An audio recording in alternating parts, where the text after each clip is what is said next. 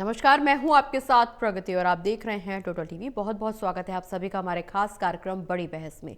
हरियाणा में औद्योगिक विकास की रफ्तार को लेकर के चर्चाएं तेज हैं। चर्चाएं इसलिए भी तेज हैं क्योंकि मुख्यमंत्री नैब सिंह सैनी 2 दिन के मुंबई दौरे पर हैं, जहां उन्होंने उद्योगपतियों से संवाद किया है। इन्वेस्टर समिट के जरिए उन्होंने हरियाणा में औद्योगिक क्षेत्र में निवेश को आकर्षित करने के लिए उद्यमियों के सामने हरियाणा में निवेश की संभावनाओं की जानकारी साझा की। 20 से ज्यादा कंपनियों के प्रतिनिधियों के साथ राउंड टेबल कॉन्फ्रेंस की गई। हरियाणा में अलग अलग सेक्टर्स में निवेश की संभावनाओं पर चर्चा हुई। मुख्यमंत्री ने कहा कि हरियाणा को इन्वेस्टर फ्रेंडली माहौल बनाने के लिए काम किया जा रहा है। सरकार इस दिशा में लगातार प्रयासरत है। सभी निवेशकों के सुझाव को गंभीरता से लेकर सकारात्मक दिशा में सरकार आगे बढ़ेगी। अब ऐसे में तमाम सवाल खड़े होने लगे हैं। सवाल ये कि सीएम सैनी का मुंबई दौरा राज्य में निवेश के लिहाज से कितना फायदेमंद साबित होगा। सवाल ये भी कि क्या निवेश से औद्योगिक विकास को रफ्तार मिलने वाली है। एक सवाल ये भी कि 2027 में हरियाणा में ग्लोबल इन्वेस्टर समिट होना है। इस दौरे से हरियाणा में स्केल, स्पीड, नीति निश्चितता और साझा समृद्धि पर कितना असर पड़ेगा। आज की चर्चा इसी मुद्दे पर होगी।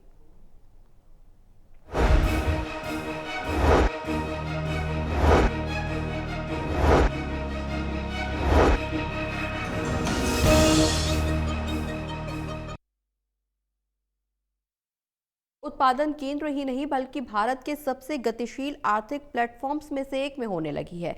अगला लक्ष्य बेहतर, तेज, हरित, समावेशी और भविष्य सक्षम विकास का है। हरियाणा में औद्योगिकरण को गति देने के लिए 140 गैर जरूरी नियमों को खत्म किया गया। इसका उद्देश्य फाइल मूवमेंट नहीं बल्कि प्रोजेक्ट मूवमेंट होगा। ये तमाम जिक्र हरियाणा के मुख्यमंत्री नैब सिंह सैनी की तरफ से निवेशकों के साथ किए गए। चूंकि मुंबई के 2 दिवसीय दौरे पर हैं हरियाणा के मुख्यमंत्री नैब सिंह सैनी और इसमें तमाम परियोजनाओं को लेकर के, औद्योगिक विकास को लेकर के अपनी स्थिति स्पष्ट की गई है। लेकिन अब सवाल यह है कि हरियाणा में आने वाले समय में कितना विकास होने वाला है, कितना निवेश आने वाला है, जिसको लेकर के लगातार सरकार की तरफ से दावा किया जा रहा है। इसी पर सवाल जवाब के सिलसिले की शुरुआत करेंगे। हमारे साथ मेहमान जुड़े हुए हैं associate editor Devendra Kathuria ji, associate editor doctor Mahesh Kumar ji और वरिष्ठ पत्रकार वीरेंद्र सोनी जी। आप सभी का बहुत बहुत स्वागत है। सभी के साथ चर्चा की शुरुआत करेंगे, लेकिन उससे पहले रिपोर्ट पर डाल लेते हैं।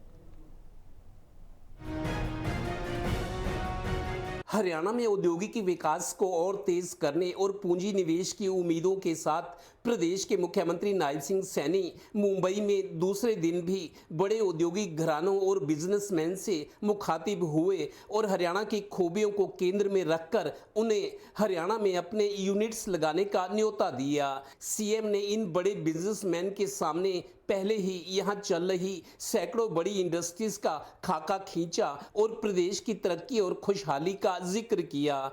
उन्होंने कहा, इस प्रदेश की सबसे बड़ी खूबी इसकी भौगोलिक स्थिति है।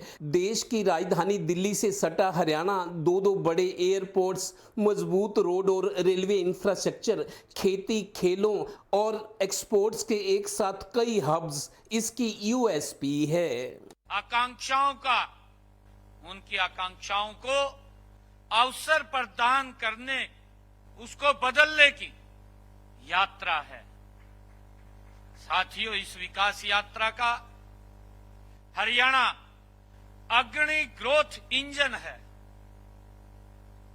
हरियाणा देश के क्षेत्रफल का लगभग 1.3% होने के बावजूद देश की अर्थव्यवस्था में 3.6% योगदान दे रहा है। गौरतलब है कि सीएम ने इन्वेस्टर्स का स्वागत करते हुए उन्हें बताया कि हाल ही में गुरुग्राम में 1,10,000 करोड़ के इंडस्ट्रियल एमओयू साइन हुए हैं। प्रदेश में 10 आईएमटी पर तेजी से काम चल रहा है। अप्रैल 2027 में आयोजित होने वाले हैपनिंग हरियाणा इन्वेस्टर समिट से पहले आपसे मिलकर मैं बहुत खुश हूं। हमारे लिए एमओयू साइन करना सिर्फ व्यापार ही नहीं बल्कि ये हमारे लिए प्रतिबद्धता है कि जो कह रहे हैं वो हम करके दिखाएंगे। हरियाणा की पहचान ऑटोमोबाइल, कृषि उद्योग, इंजीनियरिंग, इलेक्ट्रॉनिक्स, लॉजिस्टिक, आईटी सेवाओं और कारपोरेट गतिविधियों में अब केवल उत्पादन केंद्र की नहीं बल्कि भारत की सबसे विकसित आर्थिक प्लेटफॉर्मों में से एक है। गौरतलब है कि 23 जिलों वाले हरियाणा में आज 14 जिले ऐसे हैं जो बड़े औद्योगिक और व्यापारिक केंद्र बन चुके हैं। गुरुग्राम ऑटोमोबाइल और ऑटो पार्ट्स के लिए, Faridabad machinery, Sonipat food processing, Panipat textile और पेट्रोकेमिकल्स, करनाल कृषि उपकरणों, अंबाला विज्ञान उपकरणों और यमुनानगर प्लाईवुड और पेपर्स के बड़े केंद्र बन चुके हैं। और इससे भी बढ़कर हमारा कुरुक्षेत्र, जहां हरि यानी कृष्ण का आना हुआ, यही है हमारा Haryana. Total news Haryana bureau.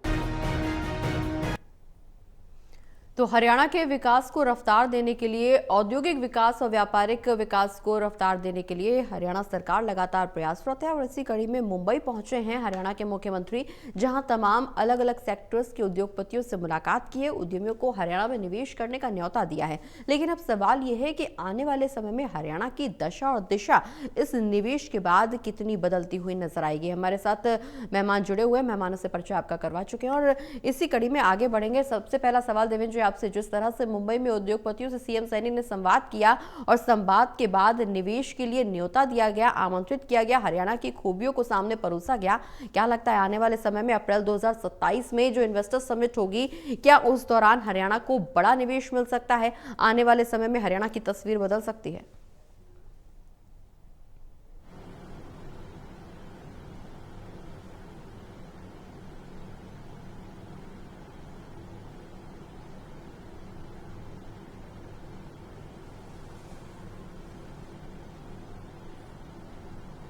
Devendra जी, आपके साथ चर्चा को आगे बढ़ाएंगे। आपकी आवाज़ हम तक नहीं पहुंच पा रही है, शायद आपका माइक अनम्यूट नहीं है। आपके साथ सवाल जवाब के सिलसिले को आगे बढ़ाएंगे, लेकिन हमारे साथ इस बीच डॉक्टर महेश जी भी जुड़े हुए। महेश जी, किस तरह से हरियाणा की तस्वीर औद्योगिक विकास की रफ्तार पकड़ेगी, जिस तरह से सीएम सैनी तमाम प्रयास कर रहे हैं, हरियाणा में निवेश के लिए लगातार न्योते दिए जा रहे हैं और जिस तरह से इस समिट को लेकर के हरियाणा सरकार प्रेजेंटेबल नजर आई है मुंबई में, उससे आने वाले समय में हरियाणा में विकास को कितनी रफ्तार मिलने वाली है?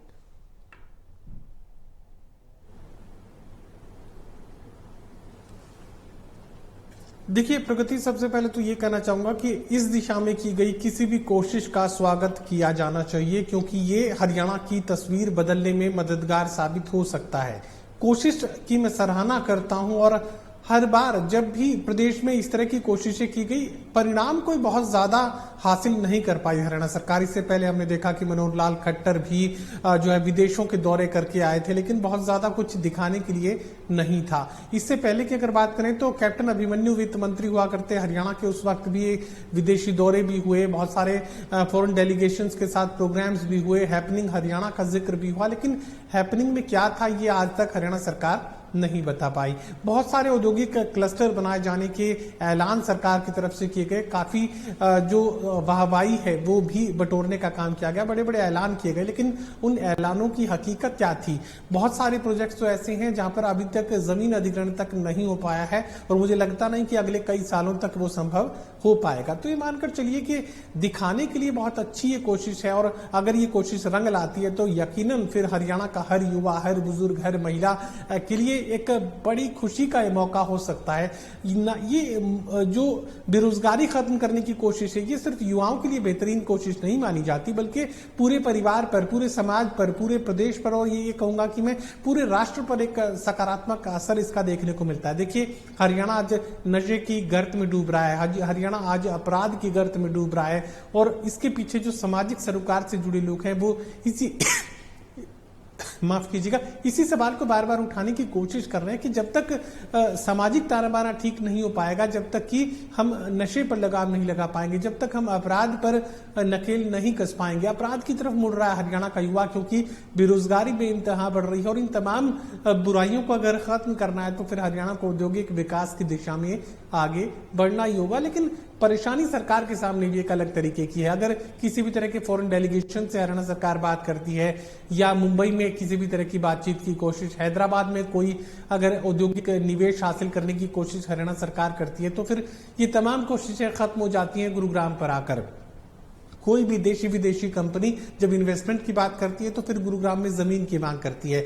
जमीन भी इन उद्योगपतियों को सस्ती चाहिए, बेहद किफायती दर पर चाहिए या कहें कि रिबेट पर चाहिए, और इस तरह के औद्योगिक इन्वेस्टमेंट का कोई बहुत बड़ा फायदा हरियाणा के युवाओं को नहीं मिल पाता। देखिए, जब आप जीएसटी कलेक्शन का जिक्र करेंगे तो हो सकता है कि वो जमीन हरियाणा की टेरिटरी पर आएगी तो उसका फायदा काउंट के तौर पर आपको जीएसटी कलेक्शन के तौर पर हरियाणा में देखने को मिले। लेकिन हरियाणा की दशा और दिशा तब बदलेगी जब आप औद्योगिक विकास जींद का करेंगे, जब आप औद्योगिक विकास भिवानी का करेंगे, जब आप औद्योगिक विकास फतेहाबाद और सिरसा का करेंगे। यहां तक जब तक औद्योगिक विकास नहीं पहुंचेगा, इन्वेस्टमेंट, फॉरेन इन्वेस्टमेंट जब तक यहां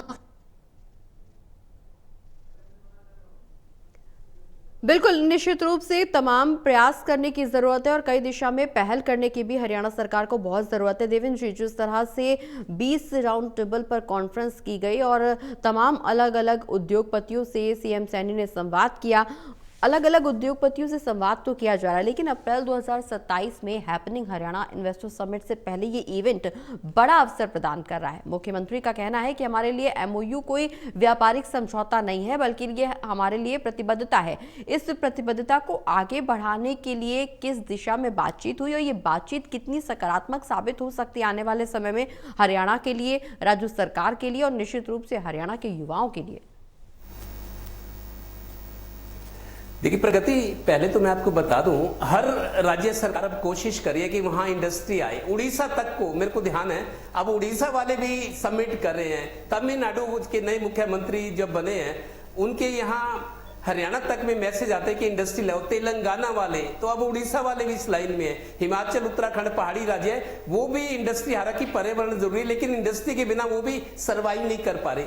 हर राज्य सरकार की कोशिश है कि एम्प्लॉयमेंट जनरेशन करना है, सरकार की आमदन बढ़ाने, खर्चे बहुत हो गए हैं, मुफ्तखोरी की स्कीमें बहुत हैं। तो मेरे को याद है, अभी 2.25 साल के करीब हुए नायब सैनी को मुख्यमंत्री बने। इससे पहले मनोहर लाल थे, वो भी जापान भी गए थे, अमेरिका भी गए थे और दुबई भी गए थे। लेकिन जो कुछ प्रपोजल आए थे, जो कुछ सब्ज बाग थे, जो कुछ दावे थे, वो हकीकत बन नहीं पाए। थोड़ा बहुत कुछ हुआ, लेकिन वैसा नहीं हुआ जैसे दावे थे। मैंने आज आंकड़े देखे, प्रगति आपको बता दूं जी, मनोहर लाल जी के टाइम हुआ था, नायब सिंह सैनी से पहले, कि हरियाणा सरकार ने टारगेट रखा था 5 लाख करोड़ का इन्वेस्टमेंट हो और 10 लाख रोजगार पैदा हो हरियाणा में। कुछ टाइम में पहले ये योजना बनी थी, 5 लाख करोड़ का इन्वेस्टमेंट हरियाणा में और 10 लाख रोजगार हो। उसके जवाब में क्या हुआ, गोदरेज जो बड़ा एक औद्योगिक घराना है, गोदरेज ने 20,000 करोड़ इन्वेस्ट करने का वायदा किया और 40,000 जॉब्स पैदा करने का किया। वो मामला अभी अधर में, अभी शुरू नहीं हुआ। और उसके अलावा अभी रिसेंट की बात करें, जो आंकड़े बताते हैं हरियाणा गवर्नमेंट के, रिसेंट की बात करें तो 1,10,000 करोड़ के प्रपोजल चल रहे हैं। 1,10,000 करोड़ इन्वेस्टमेंट के प्रपोजल हैं, 123 कंपनियों ने दिए हुए हैं। हालांकि इस मामले में प्रगति है कि 108 कंपनियों को सरकार जमीन दे रही है।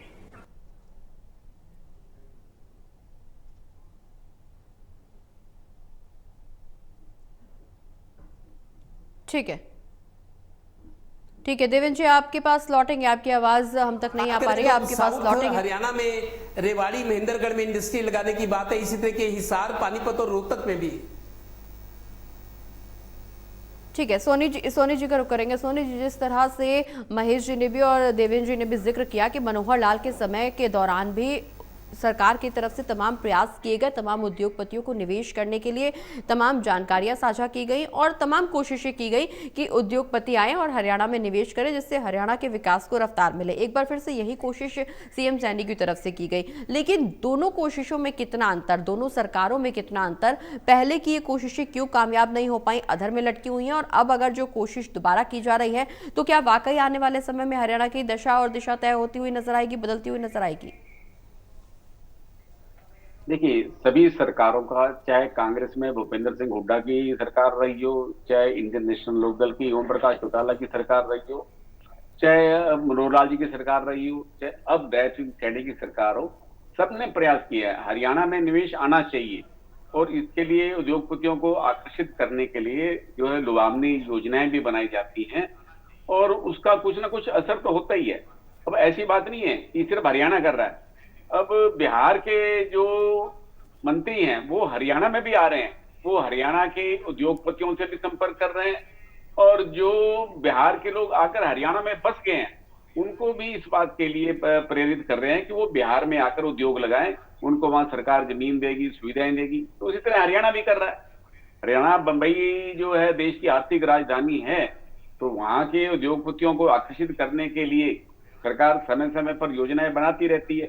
अब जो सरकार की योजनाएं हैं उनके अंदर उनको सस्ती दर पर जमीन देना, सस्ती दर पर बिजली उपलब्ध कराना, जीएसटी में छूट देना, सेंट्रल जीएसटी में छूट देना, और जो लोग स्थानीय लोगों को रोजगार देंगे उनको 35 से 48 हजार रुपए वार्षिक सब्सिडी देना और प्रति व्यक्ति को, तो ये भी सरकार की योजना में शामिल है ताकि उद्योगपतियों को यहाँ का अच्छा औद्योगिक वातावरण मिले। और सिंगल विंडो सिस्टम बनाया गया ताकि कोई अफसरशाही का बोलबाला ना हो, ताकि उनको कानूनी और अफसरशाही में जो पेचीदगियां होती हैं, कागजों की पेचीदगियों से बचाने के लिए इस तरह की योजनाएं बनाई गई हैं। लेकिन अब देखा जाए कि कितना वास्तव में धरातल पर देखा जाए तो कितना निवेश आया। सरकारें प्रयास करती हैं, ईमानदारी से प्रयास करती हैं, और मुख्यमंत्री का जो दौरा है मुंबई का निश्चित रूप से कोई ना कोई शोध परिणाम लेकर भी आएगा जो हमें निकट भविष्य में दिखाई देगा। लेकिन समस्या ये आती है कि जो स्थानीय यहाँ पर पहले से रोजगार हैं उन रोजगारों को भी क्या उस तरह की सुविधाएं मिल रही हैं। अब सरकार ने ये खरखोदा है, एक नया इंडस्ट्रियल हब बनाया है, बावल है, सोना है, यहाँ का औद्योगिक वातावरण, और ऐसे एक माहौल में बाहर के लोग आएंगे तो निश्चित रूप से जिस तरह से गुड़गांव का विकास हुआ तो उस तरह से इन क्षेत्रों का भी विकास होगा। अब दिल्ली बंबई इंडस्ट्रियल कॉरिडोर बनने के बाद, केएमपी से जुड़ाव के बाद, और जो सड़कों का जाल बिछा है, तो निश्चित रूप से इससे औद्योगिक विकास को गति मिलेगी। और सरकार का फोकस भी है, सरकार अपनी योजनाओं का प्रचार प्रसार करती है, और उस योजनाओं के साथ जो उद्योगपति हैं वो हरियाणा में उद्योग धंधे लगाने की ओर प्रेरित होते हैं। बहादुरगढ़ में फुटवेयर इंडस्ट्री को काफी प्रोत्साहन दिया गया। पानीपत के अंदर जो है अब रिसाइकल जो इंडस्ट्री है वो काफी प्रगति कर रही है। तो जो पहले केवल मात्र एक्सपोर्ट की पहचान थी, तो समय समय के साथ उद्योग बदलते रहते हैं, क्योंकि जिस तरह से हरियाणा का कायाकल्प हुआ है, नए नए उद्योग धंधे स्थापित हो रहे हैं, बड़े बड़े औद्योगिक इकाइयां आ रही हैं, रोहतक के अंदर भी बहुत परिवर्तन हुआ है, तो इसका लाभ तो मिलेगा। और सरकार बजट में इस चीज का प्रावधान भी करती है। और जो जहां हरियाणा के लोगों को प्राथमिकताएं दी जा रही हैं, उनको योजनाओं से लाभान्वित किया जा रहा है, वहां बाहर के निवेश को भी आकर्षित किया जा रहा है। ये सिर्फ बंबई नहीं, विदेश से भी लोगों को प्रेरित किया जा रहा है। काफी ऐसे उद्योग आए हैं हरियाणा के अंदर और उनके अच्छे परिणाम भी सामने आए हैं। निश्चित रूप से परिणाम जरूर सामने आए भी हैं और निश्चित रूप से आने वाले समय में आएंगे भी, क्योंकि सरकार तमाम बेहतरी के लिए प्रयास कर रही है महेश जी। लेकिन जिस तरह से पिछली सरकारों का जिक्र करें, या फिर बीजेपी में ही मनोहर लाल की सरकार हो या नायब सिंह सैनी की सरकार हो, प्रयास निवेश के जरूर किए जा रहे हैं, लेकिन बावजूद इसके जिस स्तर पर प्रयास किए जा रहे हैं उस स्तर पर सरकार को हरियाणा में निवेश के रूप में सफलता नहीं मिल पा रही है। क्या कमी है आखिर हरियाणा में कि सफलता नहीं मिल पा रही? जड़ जमीन या जुगाड़, कहाँ ऐसी कमी सरकार से हो रही है, कहाँ ऐसी चूक सरकार से हो रही है जो जिस स्तर पर सरकार प्रयास कर रही है उस स्तर पर सफलता नहीं मिल पा रही?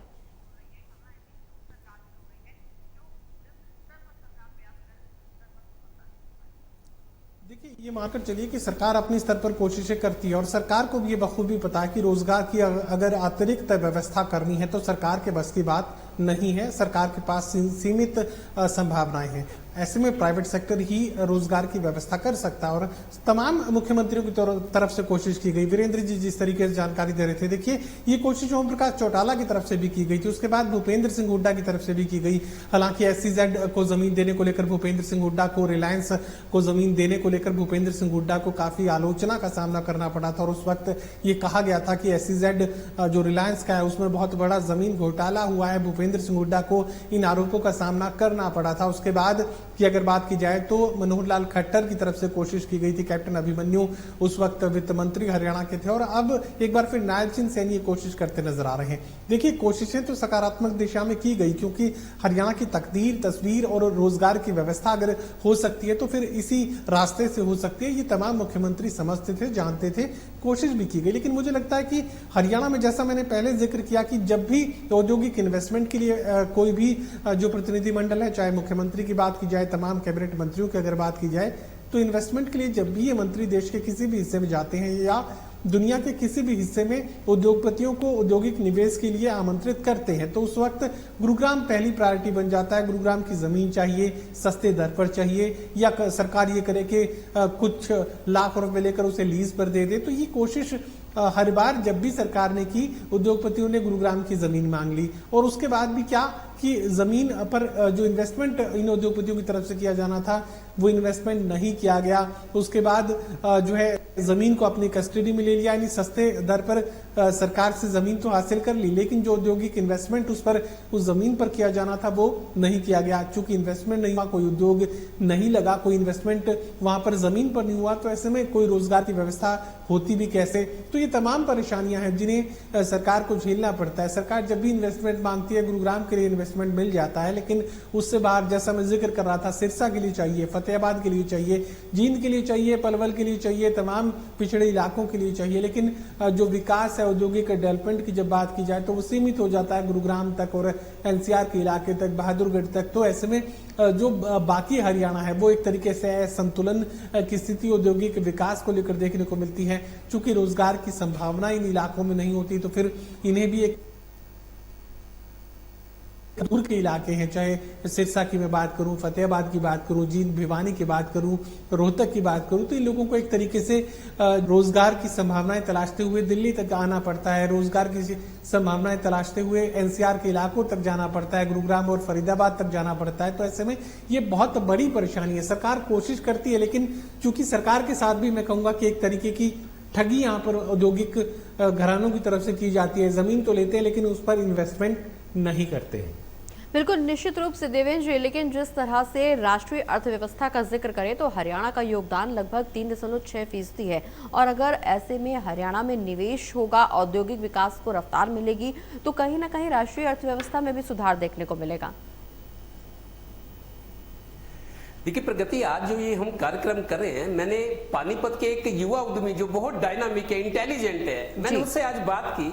उसका ये कहना था कि सरकार का जोर हमेशा बड़ी इंडस्ट्री पे है, कि बड़ी इंडस्ट्री है जो 20 एकड़ में लगे और रोजगार देगी 1000। एमएसएमई जो पहले से चल रही है, जो लगी हुई है, सरकार उस पर नहीं ध्यान देती, नई इंडस्ट्री को इनवाइट करती है। नई इंडस्ट्री वाले उनका अपना लालच, देखिए जमीन आज सबसे बड़ी पानीपत जैसी जगह पे, दिल्ली एनसीआर का शहर है, करनाल तक दिल्ली एनसीआर है, पानीपत में कोई नई इंडस्ट्री लगाना बहुत मुश्किल है। वजह क्या है? 4 करोड़ रुपए की 1 एकड़ जमीन है।